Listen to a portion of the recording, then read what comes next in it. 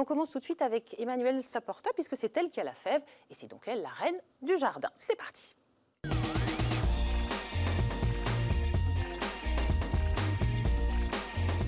Elle est là, entre vos mains, la fève. Là, prête à semer. C'est Ouais. le printemps, on va pouvoir semer de la fève. Ça, c'est une fève sèche que j'ai achetée. Voilà, je vous en donne un petit peu. Ouais, allez, on va distribuer les petites On peut fèves. croquer? Non, Ah oui. si tu tiens à ton dentier, Ah oui, non.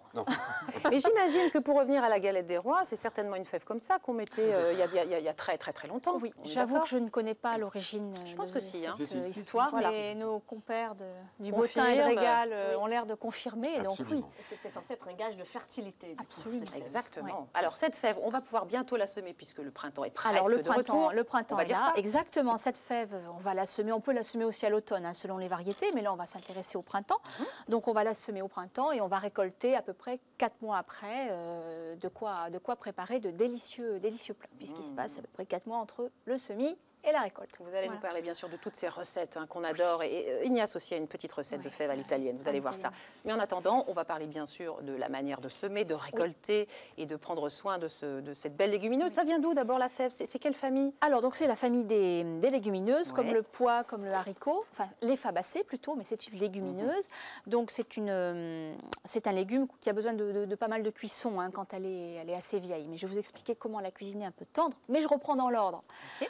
On a un petit carré au jardin, on va ratisser la terre pour la préparer pour les semis. On va semer la fève dans des rangées en espaçant chaque fève d'à peu près une vingtaine de centimètres.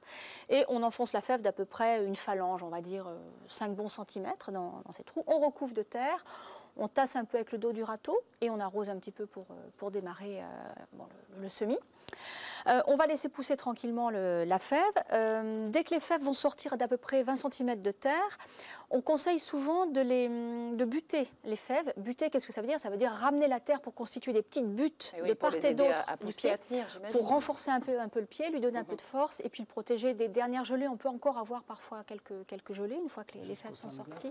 Exactement. les Donc comme on fameuses. est en plein entre mars et mai, je vois que Ignace sait que les saintes glaces sont mi-mai. Donc on protège des derniers coups de gel éventuels et puis surtout ça renforce les pieds, ça les aide à pousser. Voilà, Et puis les ça les tuteurs, maintient. on peut mettre des tuteurs pour Alors, les fèves on ou c'est peut- pas nécessaire?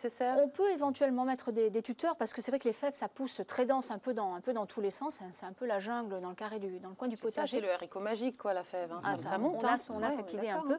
Alors, le tuteur, il est indispensable quand on est vraiment dans des zones où très ventées, quand le jardin est ouvert à tous les vents et qu'on a peur que les pieds se couchent. Donc oui, là, on peut tutorer.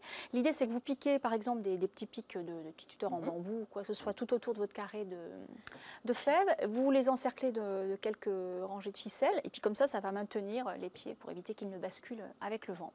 Et on continue à arroser et puis ça pousse et la récolte voilà. arrive. Non pas comme de la mauvaise herbe, mais ça pousse bien. Exactement. Hein. Oui, Et c'est ça vrai, pousse il faut haut. faire attention. Oui, ça hein. peut monter assez haut. 1,20 m, c'est ouais, pas, ouais. c'est pas pas mal, exclu, hein. Ouais. Il y a des nuisibles qui attaquent.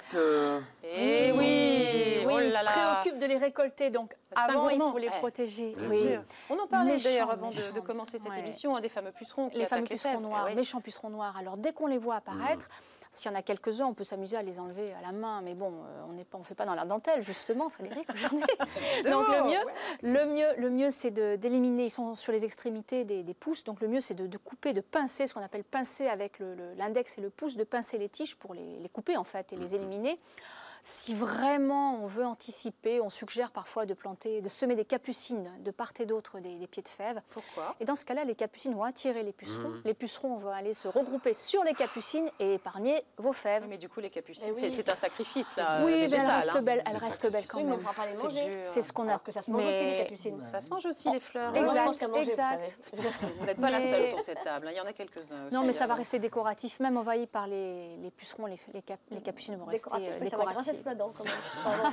On parlait de gourmandise et de manger justement Oui. ces fèves, non pas les capucines, ces fèves, voilà, des petites astuces. Des pour, petites astuces, déjà pour bien les les récolter consommer, je crois aussi, qu'Ignace oui. vous va nous en dire 2 mots. Moi, ce que je vous recommande pour les consommer très tendres, c'est de les cueillir quand les gousses font même pas 10 cm, à peu près 8 cm de long.